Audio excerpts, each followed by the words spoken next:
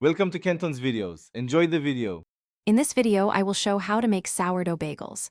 Mix a stiff dough with high-gluten flour and an active starter, then bulk ferment cold overnight for flavor. Shape tight rounds about 3-5 inches across and rest briefly. Boil each bagel 30 to 60 seconds per side with a splash of baking soda, then bake on a hot stone until deep golden. Finish with seeds or salt and enjoy warm, chewy bagels. Start by measuring flour and water precisely and aim for a low hydration dough that holds shape well.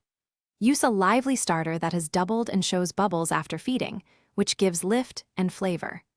Mix, rest, then perform gentle folds every 20 to 30 minutes during bulk to build strength. Chill the dough overnight to deepen flavor and firm the texture for cleaner shaping the next day.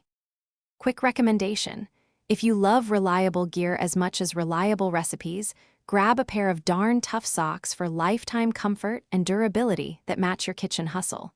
If you are finding this video helpful, please subscribe and like to support the channel.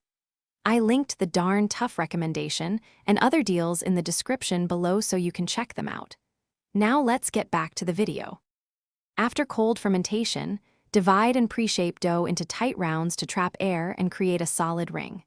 Poke the center and stretch to a 3-5-inch opening for classic bagel proportions, then proof briefly on a tray. Boil in simmering water with a splash of baking soda until the surface looks glossy and blistered, then transfer to a hot oven or stone to finish with deep color and chew. Thanks for watching. Consider subscribing if we helped you.